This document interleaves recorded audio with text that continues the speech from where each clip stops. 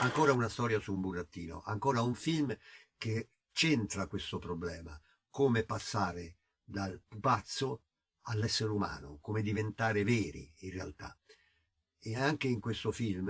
che è un film molto interessante, in odore di Oscar, c'è di nuovo un burattino che vuole diventare uomo, c'è la fata turchina, c'è il grillo parlante che si chiama Elsa e che fortunatamente non muore, c'è Geppetto che si chiama il capitano K, c'è addirittura il gatto e la volpe che si chiamano Gestapo perché Lucignolo, il bambino cattivo, il compagno cattivo, si chiama Adolf Hitler. E il paese dei balocchi, quando uno vi si risveglia, non si risveglia asino, si risveglia morto, perché è la Germania durante la guerra. Questo film è una grande metafora ed è intitolato Jojo Rabbit, che tradotto in italiano sarebbe Giannino il coniglio, e verte proprio sulle vicende di un bambino che ha come amico immaginario addirittura Adolf Hitler, perché vive nella Germania nazista ed è stato riempito di odio e di pregiudizi contro gli ebrei, contro gli stranieri, contro tutti. E fortunatamente però la ricorderete ancora sui muri delle città e dell'università, una risata vi seppellirà. La frase in realtà è una frase che appartiene a Bakunin, è una frase dell'Ottocento, la fantasia al potere, e una risata vi seppellirà, ma che nel 68 fino al 77 riapparve sui muri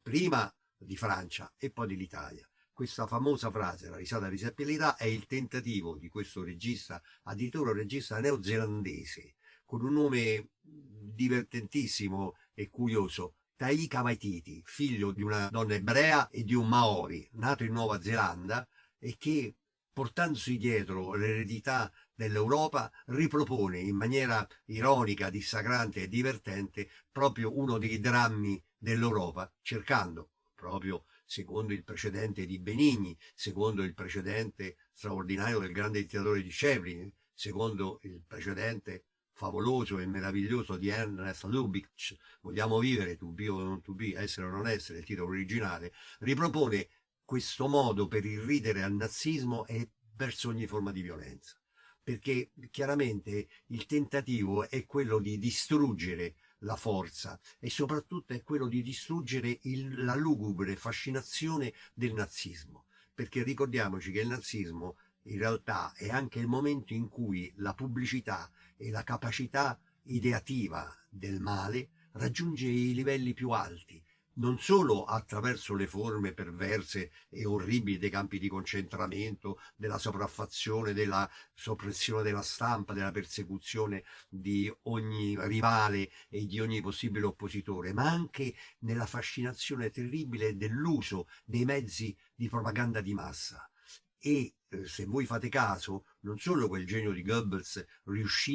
genio malefico, riuscì a creare un'epopea intorno al nazismo, ma anche la capacità con cui furono disegnate le divise, furono preparati i modelli, gli emblemi, i simboli, cioè tutta una serie di cose che affondava nell'inconscio collettivo. Pensate che la svastica addirittura è un segno solare, va bene, ariano, ma antichissimo, che viene dall'India, è stato riproposto persino sulle rune nel nord dell'Europa, cioè è uno dei segni più antichi. Anche i romani lo portavano, ci sono delle tracce persino nei templi egiziani, proprio perché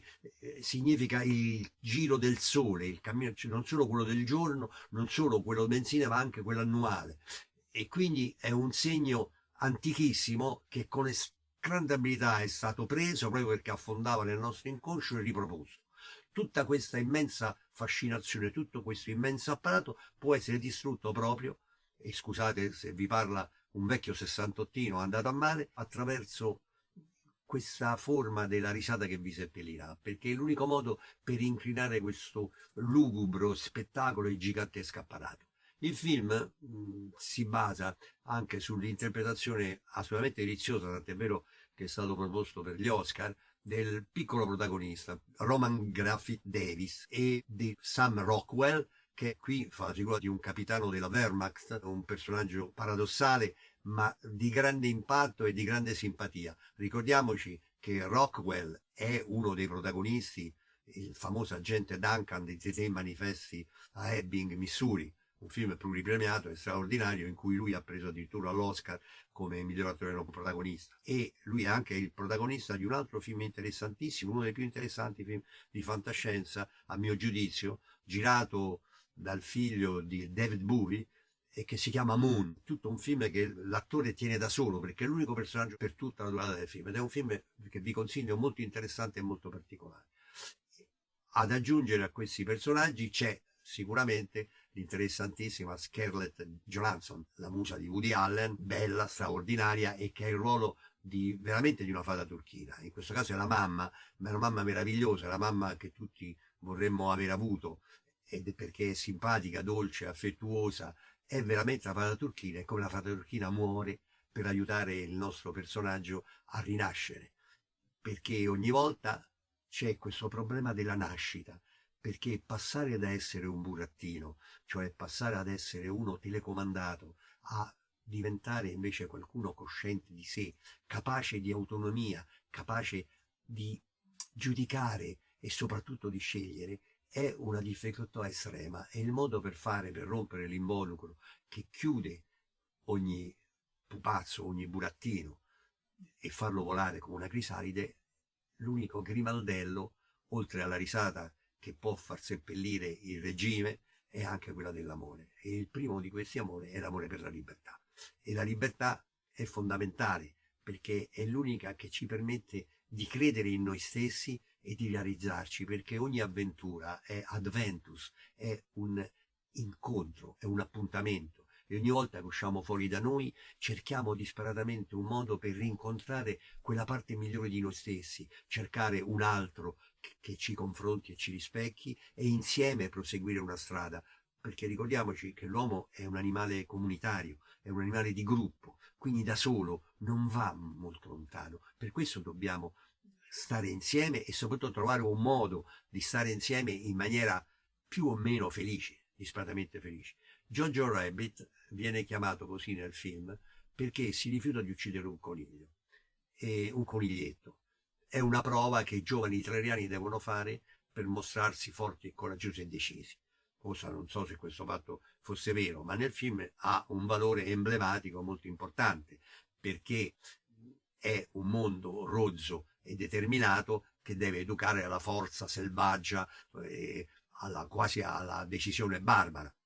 Quindi questo ragazzino che aspira ad essere un giovane israeliano in realtà si trova questo coniglietto fra le mani e, nonostante gli incitamenti dei compagni, non riesce ad ucciderlo. Lo fa scappare, da quel momento viene deriso e viene chiamato Gianni il coniglietto. In realtà lui compie per la prima volta la sua azione di libertà. L'inizio della liberazione da essere un burattino e diventare invece un uomo accade proprio in quel momento, e quindi diventa emblematico e importante. E quello che potrebbe essere un insulto in realtà è un titolo onorifico importante e straordinario, perché è l'inizio del suo affrancamento, è il momento in cui riuscirà a vedere il mondo in un altro modo, è il momento in cui incontrerà qualcuno che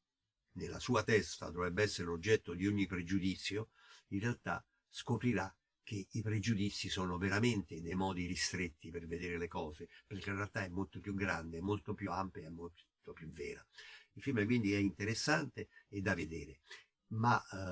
questo fatto mi fa ricordare anche la vicenda di Gianni il coniglietto, Jojo Rabbit, un episodio della mia vita. Mi trovavo avevo i bambini, i miei figli molto piccoli, io ero rimasto vedovo e dovunque andavo lasciavo il mio numero di telefono per i miei figli per farmi raggiungere. E un giorno, un pomeriggio, ero in una riunione nell'ufficio di Ponti, di Carlo Ponti, il famoso produttore, nella piazza davanti al Campidoglio a Roma, in un magnifico palazzo, quando la segretaria di Ponti, la vecchia segretaria fidatissima di Ponti, mi si è avvicinata durante questa riunione di sceneggiatura e mi ha sussurrato all'orecchio che mio figlio mi cercava. Allora io sono andato a rispondere al telefono e mio figlio aveva 6 anni, 7, piangeva disperato. Ma cosa è successo? Li avevo lasciati con la tata, ma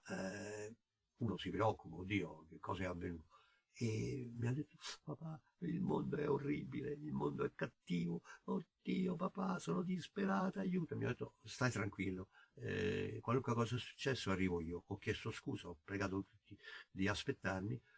sono uscito, mi sono fatto chiamare un taxi e sono arrivato da Piazza del Campidoglio alla Balduina, dove abitavano i miei ragazzi. e ho trovato mio figlio seduto sul marciapiede fuori di casa, che stava lì e piangeva e che si rifiutava di tornare in casa. Tutto questo perché? Perché, giustamente disperato, lui e altri bambini stavano allevando dei gattini trovati nascosti in una specie di cespuglio all'interno del giardino condominiale, e il portiere, con molta crudeltà e orrore, aveva preso questi gattini e li aveva uccisi per eliminarli. E lui era rimasto sconvolto dal fatto che Pasquale, il portiere di questo condominio, che sembrava tanto buono e tanto bravo, fosse un mostro capace di uccidere, di affogare dei gattini e di eliminarli così, i gattini loro che tutti curavano e tenevano. E quindi da quel momento lui ha visto il mondo in maniera orrenda, e io, seduto sul marciapiede con il tassista che mi aspettava, ho cercato di spiegare che ci sono tanti modi di vedere le cose. Il portiere aveva compiuto un'azione ignobile, orribile, e l'avrebbe pagata perché avrebbe protestato sia con lui che con il rappresentante del condominio. Però tuttavia lui deve capire che i gattini, mentre i gattini per lui e per i suoi amici erano 2, 3, 4 deliziosi giocattoli, per il portiere erano degli esserini che andavano in giro sporcando il condominio, lasciando tracce organiche e creando disturbo, per cui con estrema crudezza e senso pratico orribile li aveva eliminati. Però doveva capire che ognuno vedeva il mondo in un altro modo e che quindi non doveva abbattersi per questo, perché se esistono i cattivi esistono anche i buoni. Tanto è vero che il suo papà era arrivato di corso ad aiutarlo e avrebbe trovato un altro gattino e avrebbe fatto cacciare via questo portiere. Mio figlio si è consolato, sono risalito sul taxi, e mentre il taxi mi riportava da Carlo Ponti,